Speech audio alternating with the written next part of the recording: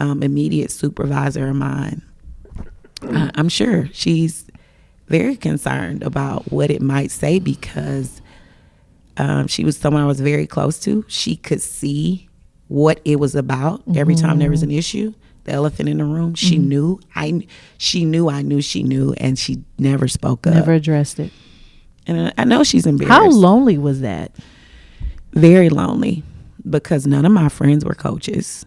I got into it and got so successful with it so fast. My friends were still figuring out what they were going to be after college. Yeah. I moved up pretty fast. Yeah. No one had any pressures like that. We're out hanging out, and I'm like, no, I might see a student. They didn't have any. Right. They're like, what? I might see another teacher I work with. I don't want to be doing that. They were like, they didn't get it. They're like, heck no. Yeah. What kind? Do you like this job? So they didn't understand leading 50 students, and they're both parents, and managing, sometimes 2 or 3 other adults. I was already over people. So they didn't get it. Since I wrote the book, my best friend kind of expressed, like, I really wish that I knew. She's like, Tamika, you didn't say anything until the end. And my younger brother, he was like in tears, because we're very close. He's 5, so there was always 2 or 3 group off. We're best friends, and I love the book, and he said, I'm really sorry I wasn't there for you. Yeah. He's like, these stories are bananas. Yeah. I'm reading them, and I'm like, I don't know how she. I mean, the consummate professional. Me either. I started to feel like, especially the last high school I coached at, which was the most affluent and the most, there was something every day. The parents were very bold. There was no line they weren't willing to cross. How insane it was. I remember thinking, this is a God thing. Like, I don't know what you're trying to tell me. I don't know what should come out of this. Yeah. There's no way that I would believe you led me to coaching. And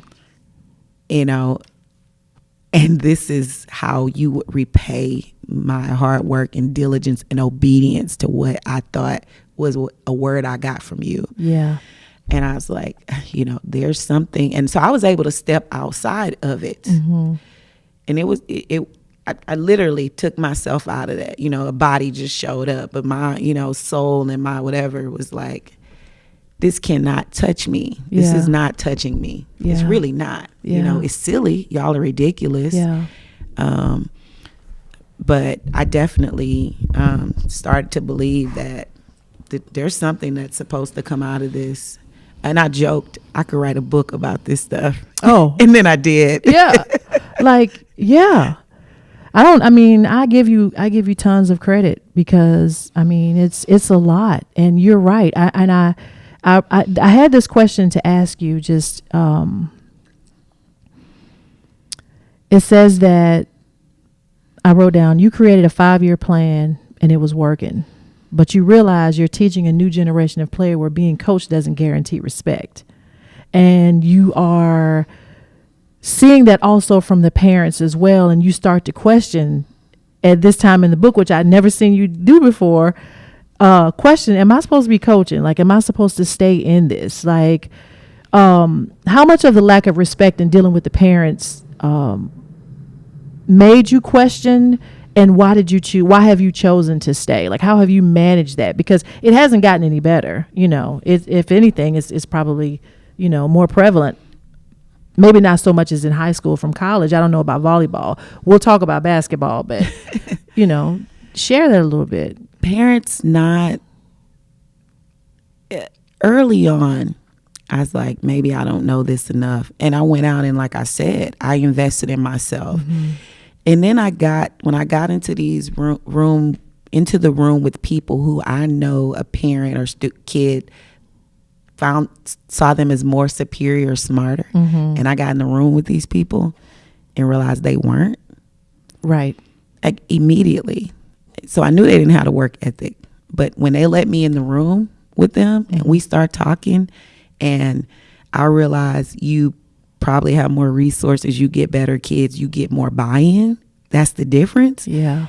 Then I knew the sport, but the more the resistance came, I started to think, hey, you know it and you've been successful, but you're not supposed to be doing it. You know what I mean? You're good at it, but that doesn't mean this is what you should be doing. Right. So my confidence about, like I said, a couple of years ago, I created a 5-set practice plan that mimics the game, which volleyball's a game of 5 sets. You win 3 out of 5. And I knew I was on to something. I haven't even released it. My friends are like, are you going to give it to me? And, we would do it, and it improved one program I was at significantly. I brought it over to this last school that was super affluent, and because of the lack of buy-in, they wouldn't buy into it. I brought that 5-set plan to Prairie View, where I'm an assistant this year. Yeah. We finished 7th place before I got there. We played in the SWAC championship last year.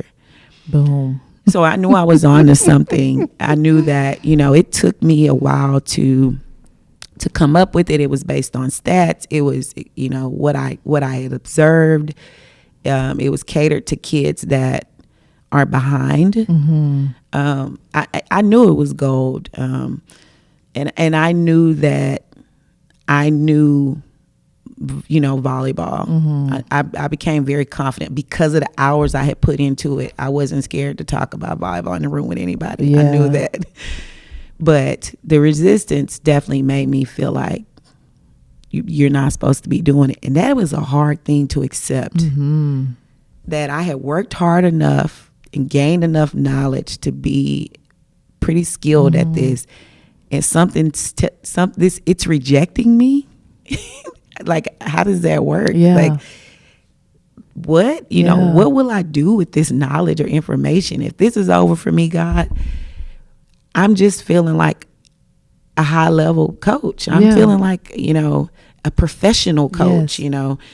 What can I do with this knowledge? And plain as day, it came to me that do what you originally were going to do. And I went into coaching because I coached at a little charter school while I was in grad school. And I took a kid home, and it's not far from where we are here. And I could tell that there were no lights. Everybody was on the porch. It was pitch black in the house. And I could see someone dumping a bucket, so I knew the water was off. This was a bad situation. Yeah. And I drove home, and I was like, I was enjoying coaching a little bit. Grad school was ending. Teaching and coaching was a pretty decent salary here in Texas for high school. I was like, I'm going to go be a coach because of what a coach was for me. Yep. And my home life wasn't nearly as bad. But coaches, filled in gaps for me where I needed money, a ride home, someone to talk to. So I'm like, I'm going to go be a coach. And I got that first job at a middle class school. And the impact that I wanted to have, like the coaches in my life had, they didn't even need some of what I wanted to be for them. Their home lives weren't as broken. They really wanted me to really manage egos because they had their specialty coaches, and you don't know it anyway. And I started winning, and I didn't feel like I was making the impact I wanted to. But winning kept me there. And that's why I talk about redefining winning, because I cared about winning. And because how my life started out, I'm not supposed to win. Everything about my life says you'll be a loser. Or the word that you used was high risk. High risk, So when I got into coaching and started coaching at those affluent schools, and then I left that one affluent school and said, okay, I'm done with this. And I went to a working class school, and it was too many challenges to turn it around.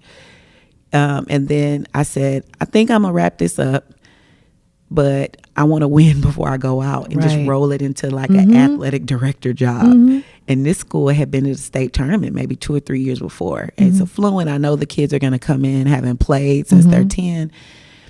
And, it didn't serve me well because I really went away from my original mission. Right. So when I thought about giving it up, I said, I'm done coaching volleyball to kids of affluency, which generally is white kids. Let's be real. like, I'm going to create my own business, and I'm going to only cater to low income kids. Yeah. I was bitter. I was mad at folk with money. I'm just happy to hear you say you was mad, because I mean, throughout the whole book, I'm like, she is taking this like a champ. Yeah. And I decided to commit my business, which is Grit and Grind Athletics, to low income areas. So talk about Grit and Grind, please. So I created it March 2019 from that idea that I want to still coach. And at this point, I was done with coaching. I still coached the club, but I was like, I'm done with high school. Yeah. Formed that, pitched myself to low-income schools, my high school, which is down the street. It's a rock's throw from here. And schools of similar demographics. And they were excited. They were thrilled. Like, somebody pitched something that we know is going to be quality because we know you. Yep. We know what we're up against, and it was huge. I mean, more people signed up for it than I had the staff to work it. I was blown away, and they were blown away by the quality of the service, the amount of hours that I did. I did it probably 60% less than a competitor, so some people were really mad, and that was huge. And I also have a consulting arm to that, which I'm really building out right now. But I wanted to, after spending all the money on professional development, I realized that if you didn't have it, it was no good to people who had low resources, kids who were behind. The drills were catered to kids who had prior experience. On the psychological side of it and the leadership side of it, there was never any sessions about creating buy-in and how to combat that. So it was not even worth the money. Depending on where you are, it's not worth the money. Yeah. It just not relevant information. And so what I did was sifted through everything that I had and I created what I knew could help a coach. And so I would offer my consulting services. I would send coaches drill books, just leadership stuff. So I was super passionate about that because there was no one that I could talk to when I went into it. When I went into coaching here in suburban Houston, it was 3 in suburban Houston outside of the city. Because inner city school district is black women coaching. Yeah. Because they'll just find somebody. But we knew each other. It was so few. And, now there's, probably 20. But when I was not going to let a white coach know or ask them a question. Now, I'd ask the college coaches. When I go to college camps, I'd catch us at lunch. And I go talk to, I'd talk to the strength coach. Hey, what do y'all do in season, out of season? I'd get, free information. I'd ask a college coach because I'm okay if you see me as inferior because you're a level higher. But I dare not ask. But your colleague, no. So I dare not ask a high school coach. And later when I was included in a lot more conversations because we won, I don't think you're smart, but y'all do win. And I found out they didn't have their own views or philosophies, or it was pretty much nothing I could learn anyway. Yep. And that's the truth. That is really the reality. What you're saying, Tamika, is what a lot of us realize. Because we're put in situations where we're taught that white is right. And we in our minds conjure up that they must have this big system and they know all this intricate stuff that we don't know. And you sit down and you have one conversation and you realize everything they know is because somebody else did it and they're just running what they saw somebody else do. It's not anything that they have intuitively built on their own. And then you realize that all these thoughts that you've had over the years are nothing. Like they're not even anything that you thought they were. But I want to talk about this for just a second because, as you and I have just discussed a little bit about how, I'm no longer coaching. And I have not ever said this before, but just in listening to you talk, I want to share why I am not coaching anymore. Because what I got into coaching to do and what coaching was for me, for the lady who coached me at the University of Alabama, who recruited me, Dottie Kelso, She passed away my senior year of a brain aneurysm at 31 years old. She just gotten engaged to be married. She was everything to all of us on that team. We loved Dottie Kelso, and she passed away the year that we ended up playing in the Final Four. To my younger coach, Johnny Jones, who was a white man, I grew up in the 70s, who was tough as hell on me, but I knew he loved me. And he was the first white person that ever coached me that I could remember that it wasn't no difference. These white kids gonna get it just like these black kids. Everybody here is equal. And his family gave me an opportunity to speak at his funeral. He died, now it's been 3 years since Coach Jones died, but every black person that played for him, that came to that funeral, when I said that, when I stood up at that podium and talked about how in the 70s, this was the first white person that we all knew who, he was no respecter of your race. Like, we all felt like family to him. Every black person in that room's head was like, yes, like that is what I remember most about this man. These people made me believe in myself. They pushed me, they worked me hard, but they loved me, and I knew that. And their hardness wasn't lost on me because I understood that they loved me. And sometimes it made me mad. I'm not going to lie. I wasn't superhuman. It pissed me off, but it gave me more of a point to prove than Coach Jones don't like me or Coach Kelso don't like me. What I saw as an assistant coach after years was that as a black woman, I could not be what I knew those girls that looked like me were going to need once they graduated, because I predominantly worked for white head coaches who, if you were a quality and a top player, I'm going to give you what you want. I'm going to make things easy for you. I'm going to separate you from other people and make you better. And I'm not saying that sometimes that doesn't go along with being the best player, because if that best player is also the hardest worker, we all appreciate that. And that means there's some things that kid may get just because you're the hardest worker and you are the best player. But what I saw a lot of times was the discipline factor that a lot of us needed, we were not getting. And because I'm built up the way I'm built up, my way of expressing that love to these girls was trying to hold them accountable. And a lot of times to their parents, it appeared as if I singled out their kids, or I was picking on their kid, or I was, headed out for their kid. When in reality, I'm looking at them like, yeah, they letting you get away with all this stuff. And they not acknowledging some of the stuff that you're doing that you have no business to be doing. But when you graduate from here, how many of these people are going to pick up the phone and make a phone call for you and try to help you get to the next level of your life? And because I could not get the parents to see that, and because like a lot of times the players don't realize it until they graduate and they get out here in the real world. And I've had kids do that. If you listen to the Tina episode, I shared that about how they reach back and they're like, Coach Reeves, like, you were saying a lot of stuff that was real stuff back then. I just couldn't get it. And I didn't hold it against them, but I understood as an assistant and not being a leader, I could only do so much. Absolutely. And you're seen as bad cop. I have a theory. I have a gripe about bad cop, good cop. Yeah.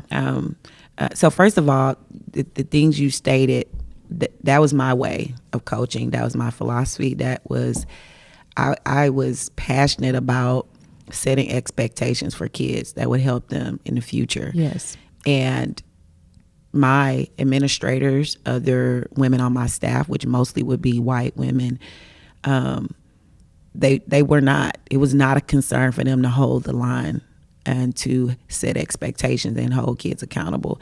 And that created a good cop, bad cop scenario. Yeah. And so when I got on in coaching and really understood my philosophy and came into my own, I tell my assistants, I don't do bad cop, good cop.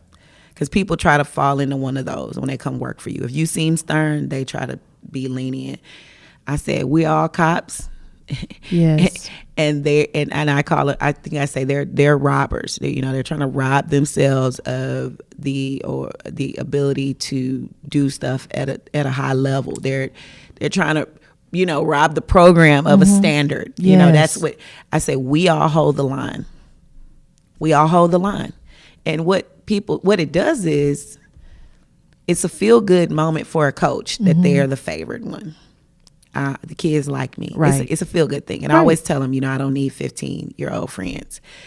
And so it's a feel good thing, and they think they're doing them a favor. Oh, they've got someone to talk to. They've got an outlet. And I try to get people to see long term, you're not helping them. And I know you think you are. And so I am very clear with that. When I hire people, I'm like, no. Because I know I'm going to come off stern. I know you're going to think that. And I don't need you to try to fall into this friend role with them. And it's tough when the parents don't see that you're really on their side. You're an ally. And I'm trying to be what we promised you we would be for your kid. I told you I was going to do this. Right. I told you I was going to be this person. I was going to toe the line. Yeah. But like you said, if there's a difference in leadership, leadership styles, that it doesn't work, and you get seen as bad cop. Yeah. And that is frustrating, because I would go and see our white basketball coach, who's coaching an all black basketball team, chewing butt, cussing, dropping F-bombs, coaching them, really hard in games. Yeah. And when I walk by and see them lifting weights or doing study hall, they're not held to a standard at all. At all. But parents and people that are at the game, that coach is da. Mind you, I can't even say hell, and I wouldn't dare coaching all white kids. Oh gosh. And I am monitoring minding my manners and watching my mouth, and but being consistent in my expectations always, and constantly being labeled aggressive, mean, I'm singling you out, bad cop. So that is a big gripe for me. That's a big reason for some of my burnout. And it really is a reason. It's really a source of a lot of hurt for me, honestly, to see a kid that I knew my intentions were well. Yeah. And for their parent to take the side of me picking on them was hurtful. That's the one thing that has brought me to tears, to sit across from a black parent who, instead of appreciating the standard, really going against me and, coming after my job and my character, to a white administrator sitting there who I know could care less about your kid beyond what they can do for the school. Athletically. Very hurtful. It is. Yeah. I experienced it, especially at my last school. I experienced it, and it was hurtful. And, I chose not to say anything, just because I chose not to make an outward comment, because there were a lot of things that were directed towards me, and there were parents on blogs talking about, the kids don't like Coach Reeves, don't keep her. The kids don't like her. And, I'm confrontational, but in this moment, I didn't confront, because I felt like they'll understand better. When these kids grow up and they think about me and they look back on me, they're going to see me differently than how they see me in this moment. And, time will just eventually tell. But I agree with you, Tamika, that as a black woman, especially when it's a black family, it's the most hurtful, because you wonder, why do you think that I would want to make your daughter's life? Of all people here. Yeah. It's interesting. It's interesting. So, and you may have already answered this, but I want to just give you a chance to answer it, because some of the stuff that I've said, some of my run on, I'm going to edit. It ain't even going to be in the episode, but that's just me and you having conversation. But this question I do want to ask you: what do you feel like your role as a black woman is in coaching or in any form of leadership? In coaching kids, or in coaching, in coaching from, all encompassing, from the high school level to now being at the collegiate level. What do you feel like your role is? What do you, because a lot of times these parents have said to me, like, they've already been parented. I don't need you to be their parent. But you and I both know that what your child is doing while they're here at school and what they're telling you is two completely different things, and in some ways we do have to parent as coaches. Oh yeah. What do you feel like your role is? My role, and I've took this role on as an assistant, because I came back to my school, my alma mater. The head coach was my friend. But it was very personal. I say I'm back on business, but personal business. Yeah. And I say that because, number one, to be an idea of what they might can become. So I want to be a picture of what you might can become. You can be a volleyball coach. I want to be a bridge that gets them from where they are to what their goals are. Yeah. However, I can be a resource. I want to be an advocate for whatever their struggles are, especially the ones that come from backgrounds as similar as mine. I'm really big on really getting them in touch with their mental health and making sure that's intact. I want to show them how to be a professional, Yeah. how to, you say you want to do this, what that looks like. So I hope that I'm a picture of what it looks like to be professional in whatever you decide to do. Let's see. Those are all great. If you didn't say another one, those are all like, I'm gonna leave it there then. Yeah, those are all great things. I'm having some super queen conversation with Tamika Newman, and we're talking about her book, Grateful and Greedy, and just the dynamics of coaching. We're going to take a break, and we'll be right back. Okay. Hey, this is Sharona Reeves. I'm with Tamika Newman. We are talking about her book, Grateful and Greedy, and now we're going to talk about little Miss Zuri. Her daughter, Zuri. Where were you when you found out you were going to be a mom with Zuri? In the ER. Yes, unfortunately, I had been having some bad stomach pain. Got up and went to the ER and found out I had fibroids, which is non-cancerous tumors, either in your uterus or around it. That's very popular in Black women. Right. And I was 2 months pregnant. So I found out I had the fibroids and that the Zuri was in there. So that was shocking for me. And you can imagine, with trying to be perfect for all those years, not being married and finding out I was pregnant, my first thought was, embarrassment and disappointment, really. I was 29 years old. How did you tell your grandmother? Oh, man. Because I don't think you put that in the book. Oh, that was my first question. I was like, well, how did grandmama find out? What did you tell? Yeah. And I was scared. Yeah. Because I wasn't married and she had worked so hard for me to, she just instilled in me to get married first. And even though you were way grown. Oh, yeah, 29. Still I don't want to disappoint my grandmother. I was. And that speaks to our relationship and how she raised me. But she was shockingly happy. And the due date at the time was about 2 days from her birthday. And so she was happy, but I could see a little bit of concern because I'm a church girl. Yeah. And all of my friends that are my age, we knew our parents were a little competitive and all that stuff, and achievement and marriage and babies. And I think a few had some kids, but, out of wedlock. But I knew she was a little embarrassed. And that also plays to the fact of now I had entered that statistic with my aunts and my mom. Yeah. That one that she fought so hard for me not to be a part of. Yeah. So I successfully not been a teen mom, but I still wasn't married. And that she wanted that for me. So I was embarrassed. I told her she was happy, at this point, just give me something. Yeah. She was ready for a new buddy. So we got over it very quickly. Yeah. And she was excited. Yeah. Now, okay, obviously, being a single mom, your pregnancy was really, really tough to the point that you were hospital bedridden for how many weeks? I was in the hospital for 3 weeks. For 3 weeks, and then I went into labor and stayed another 2. Yeah, so I went in, and because the fibroids were growing with the baby, the hormones that grow the baby were growing the fibroids, and they were the size of grapefruits.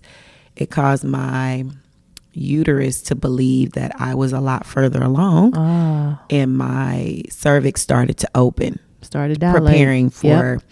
So I was on bed rest, miserable, bed to restroom, strict orders, couldn't even go walk the hospital. So from an active person to literally the bed. Yeah. Was like devastating. I cried every 2 or 3 days. Yeah. I had her, and because they kept me pregnant, it caused a superficial infection, and so I stayed 10 days after having her, and went home with a wound vac. So kind of had a giant hole in my stomach that they stuffed with gauze, and hooked it up to a wound vac, which puts pressure and air on the wound to heal it faster.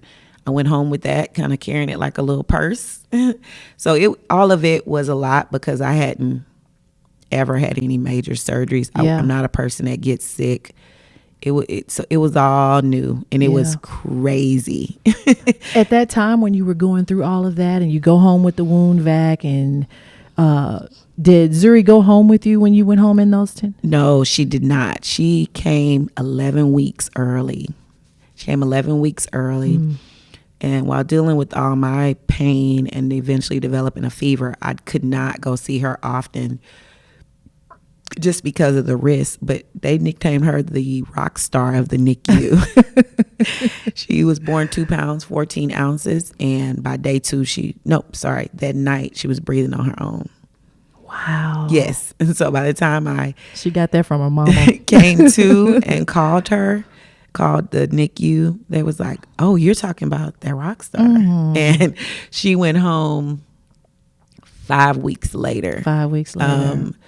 She could do everything past all the benchmarks, and they're like, you got to take her. And she still wasn't even 5 pounds. She was 4, 12, 13. And I was like, hey, don't you have a 5 pound rule? And they're like, nope, she can do everything. You got to take her. So I went home with this little baby. And she's been a rock star ever since. She's incredible, really. Have you ever, during that time, were you thinking, am I going to be able to continue to coach? Like, I'm going to have to reconsider what I'm doing. Yeah, I did. I knew coaching was over for me. I just knew it. My grandmother had a strict rule that she didn't watch kids anymore from raising so many, her 8 and my mom's 5, and then mixing another 5 cousins. And we knew that. We joked about it, and I was okay with it. Yeah. And having split from her dad, whose mother passed prematurely and father lived in another state, and my mom still being my mom worked 2 or 3 jobs. I didn't have the family structure that they would be able to watch her. Eventually someone recommended an older lady who kept kids in her home, and so I was able to go back to coaching. But I knew it was over. I was like, oh man, what will I be able to do? Yeah. And even more than that, I worried about going back to face my team and parents. The girls were giddy and excited because they love babies, but I knew that I was being heavily judged by their parents. I knew that. Yeah. So I thought about all of that when I was reading that section of the book, just about, your complications, just, carrying her with the fibroids. And then I didn't think, because, I assumed that she didn't go home with you. So I was thinking that, okay, so she's probably thinking about the fact that she's not bonding with her baby right now. Oh, yeah. She's got this, thing that she's got to carry around with her so that she can heal. She's probably questioning whether she can coach or not, whether she's going to be able and then the failed relationship. By the end, he stayed at the hospital. But you can tell. I knew when we got home, that I was probably going to be dealing with this alone. Oh yeah, I could tell, given the challenge I had ahead of me, to bring an adult that I didn't think was being very responsible. Yeah, he was the first person that was gonna go. Yeah, so I can't take both of y'all. Listen, I was like, you know what? No. Yeah. Yeah, it was a brave decision. Like, yeah, I'm gonna do this alone. And you had worked so hard in your career at that point, and I was thinking she's probably sitting there thinking, I'm about to all this hard work I've done. How were you mentally? Like, did you go through postpartum depression? I wondered that in my mind as I was reading it, just because it was a lot. You know what? The womb vac did. And I think being cut did something to me because it's not on my radar to be cut. You know, I'm thinking I'm going to be able to have her. And then, you know, within a few weeks, I realized you're going to be cut. But I still couldn't prepare myself. It was something about walking around with that, you know, I'll tell this is from the book. My wound had to be reopened. And this doctor just had horrible bedside manners, and maybe I don't have the best insurance, something, right? They opened it in my hospital bed instead of taking me back to the room, the surgical room. And just laying there, and I think maybe gave me, what's the numbing stuff they give you? Novocaine? Novocaine. That's all they did. They numbed the area around. And I remember tears just streaming down my face. And again, not self-advocating. I'm like, this is the procedure. I can't say anything. Feeling helpless in that moment really left me feeling really down. I felt really like violated and less than. And I don't know. I became very aware of the disparities in healthcare during my birth, the birth of Zuri. And I felt silly that an educated person like myself hadn't paid enough attention to it. I would have spoke up. Yeah. Like, no, you don't have to deal with this. And being cut, I had, you know, you're what's the word when you're young? You're just really naive. You're invincible. Yeah.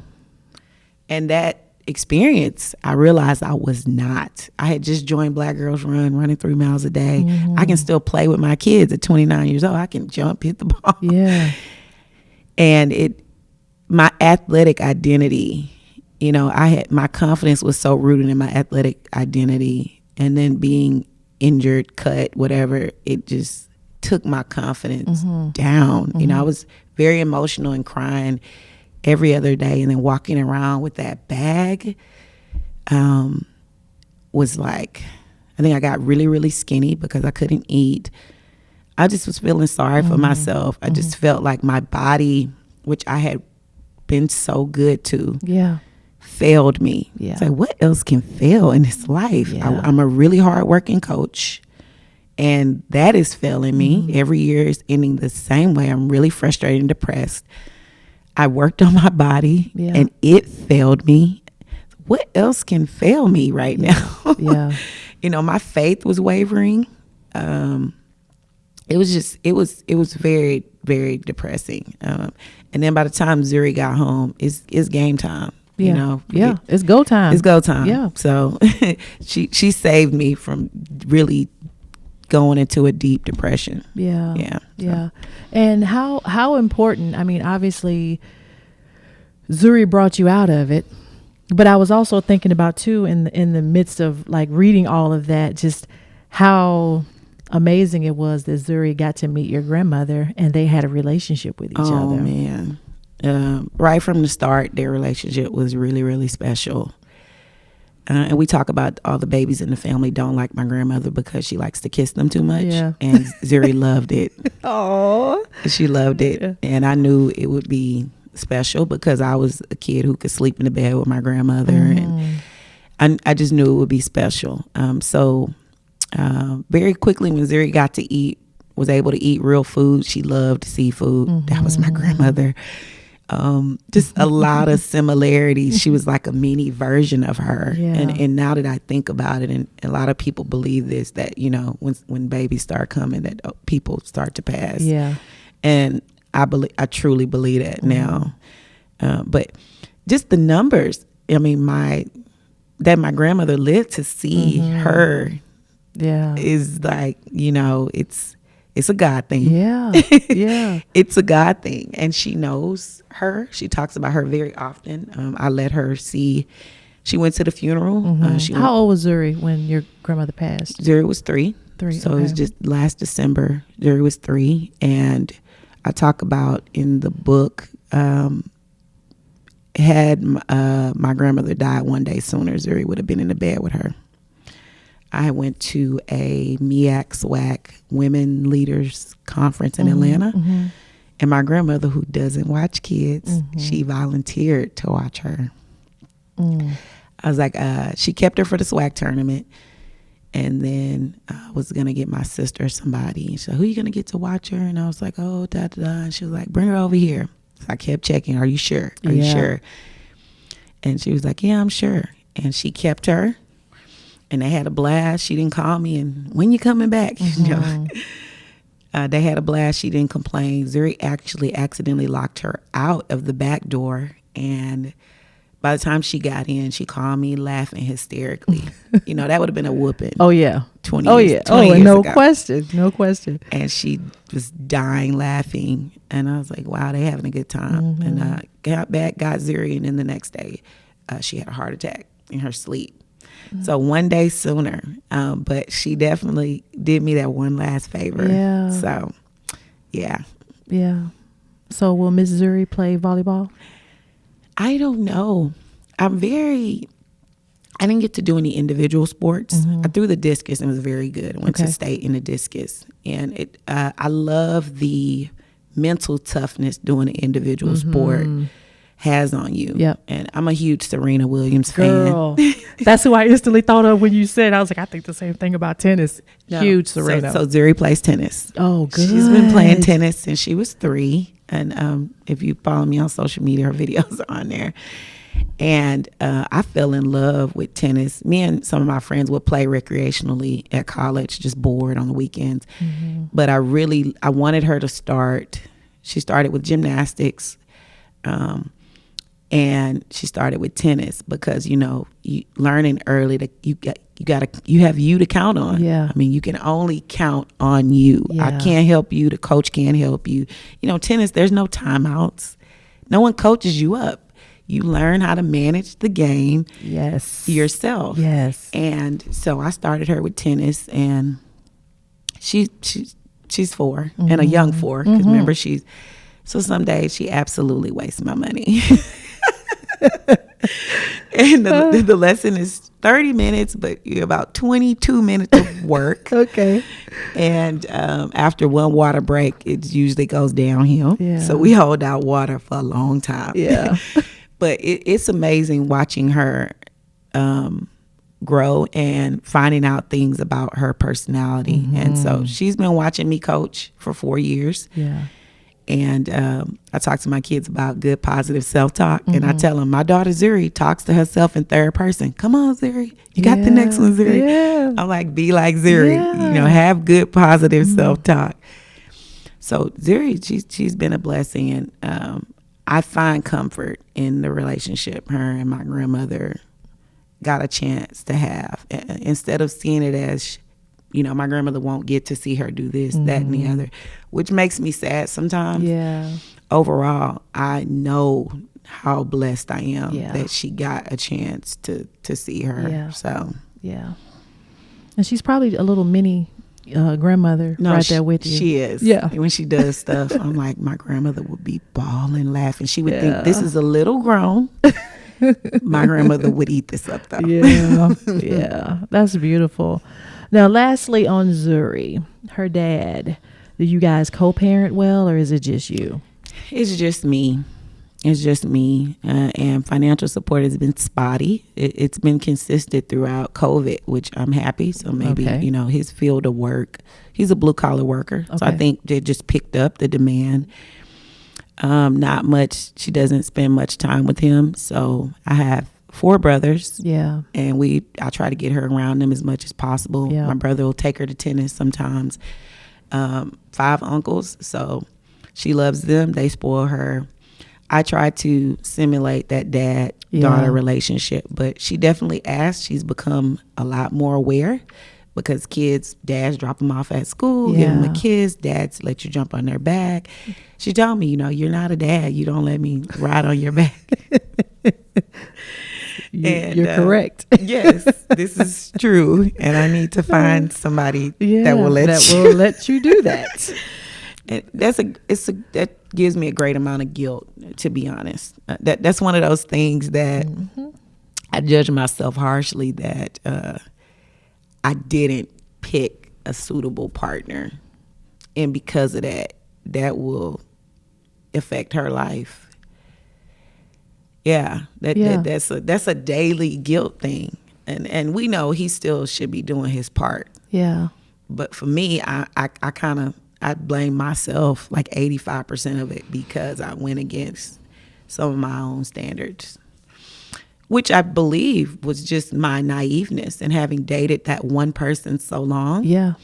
And being hurt by it. I said, I'm going to date somebody totally different. Yeah. Nothing to do with athletics. And accidentally went way outside of my standard. Yeah. Really. Yeah.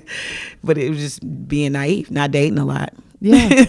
And to be honest with you, as Black women, who really sits down and tells us how to pick a mate? Yeah, nobody. No. But I guarantee you that you'll talk to Zuri about it, won't you? Oh, absolutely. Because I do my daughter Kimora. I'm like, these are things that will let you know the quality of the man that you're dating. And I talked to her about asking questions.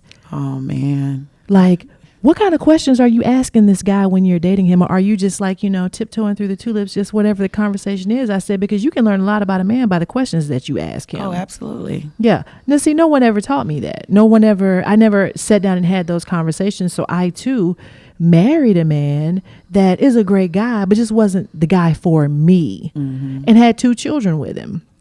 And I too, Tamika, have judged myself harshly because our marriage didn't make it. And at a crucial time in my kids' lives, we split up. In their lives, at the age that they were, he and I split up. And I saw how Kimora has me to emulate as a woman and be like, okay, I've seen my mom go through really hard times and get her life back together. And I've watched my mom struggle and make it. So I am her base to touch. But I look at my son and I realize that there's so many things that in my best effort, I couldn't give him. Yeah.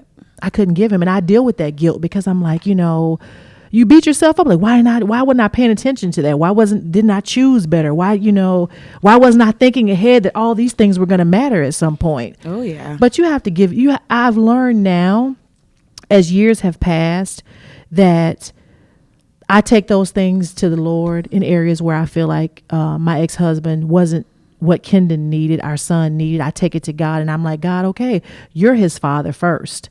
So you give him the things that he needs. And then I love myself through it because I'm like, Sharana, at that time, like, did you really know better to do better?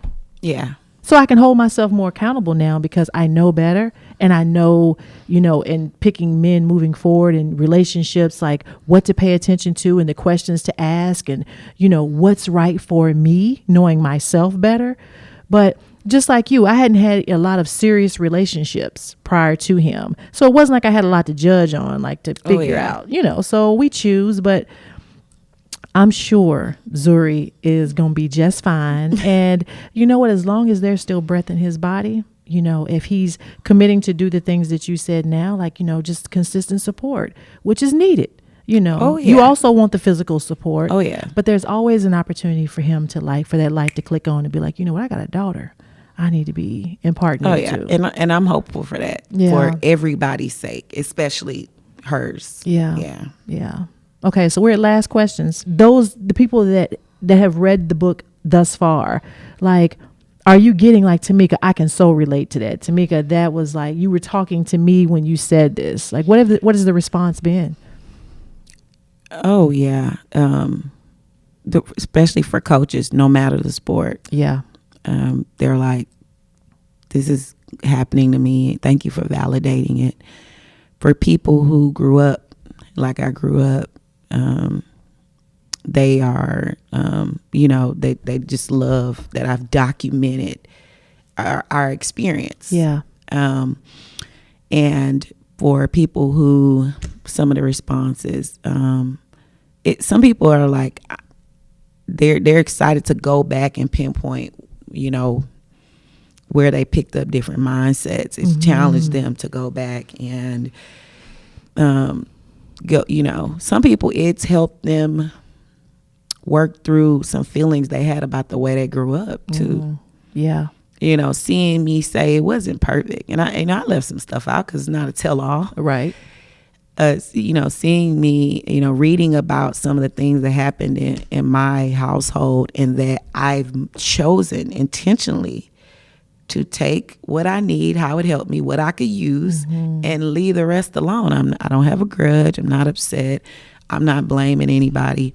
That's been empowering for people, even some people in my family, because we've dealt with trauma, and they are seeing some people that have been stuck in it for years. And some of my older family members, you can see that it's giving them permission to move on. It really is. And then some of the college kids, it's helping them to see me in a different light. Because it's like you're just you're on it. You're a professional. That's a little intimidating for me. I don't know if I'm whatever measuring up. I don't know if we have any commonalities. And then they read it and they're like, "Really? There's a point in your life you didn't have confidence. You didn't believe in yourself. You weren't mentally tough. Wait, but you're preaching to me. Yeah, that's how I know you need to be mentally tough. Because there was a point when I wasn't mentally tough." The biggest thing the book taught me, I wrote it during COVID in about 120 days. Oh, wow. Like March 10th through maybe August something. The first draft of it. And I would have, had COVID not happened, I have never, ever, my life has never been slowed down enough to reflect on how I got here. At 34 years old, I was 34 at the time.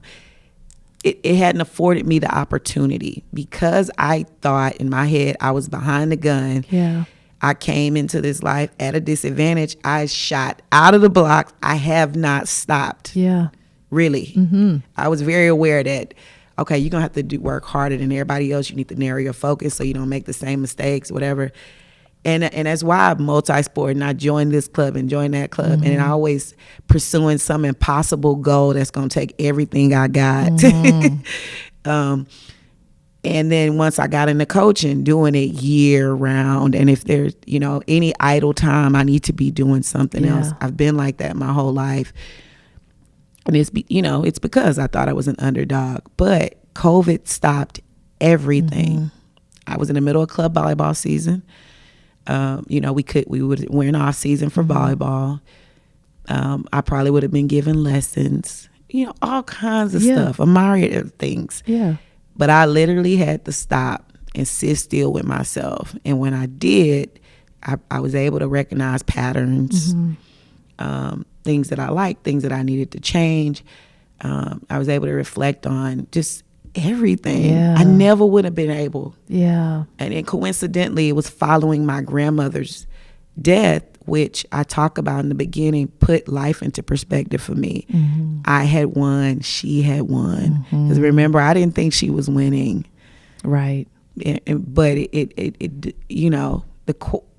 she had won. She helped raise her grandkids. She,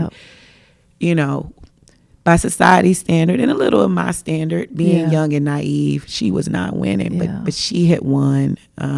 Her investment in me had paid off, and I had won. Because I was able to reflect back on how my life started. Wait a minute, it doesn't matter if I don't do anything else achievement wise. And I'm achievement driven, but I have to tell myself constantly, if I don't do anything else achievement wise, you've already won. And so, but I wouldn't have been able to realize that had she not passed. I'm proud of myself for understanding that and really, accepting that. And had COVID not happened and forced me to sit with myself. And my brothers and I joke, her name's Connie, our life before Connie, BC, and AC. And I would, she's not here anymore. I've still got the lessons. I got the foundation. But I need to decide, along with walking away from high school coaching, her death, walking away from high school coaching and COVID, what do you want AC to look like after Connie? And so I'm trying to make AC, I just want it, whatever is next. I want it to be my choice. Yeah. And do it my way. So that's the goal. And that's what I hope people will get out of the book. Yeah. Yeah. They will. Well said. Great book. I cannot say it enough. So Tamika, please tell the listeners of these 3 things how they can get a copy of Grateful and Greedy. Awesome. So it is on Amazon, the ebook and the hardback, the hard copy. But if you want an autographed copy, my website, TamikaNewman.com. TamikaNewman.com. Yes. And if in the event that you forget that and you go on these 3 things, you guys know you can go to the podcast page. Tamika will be there. All of her social medias will be there. You can follow her. I will also have the link on how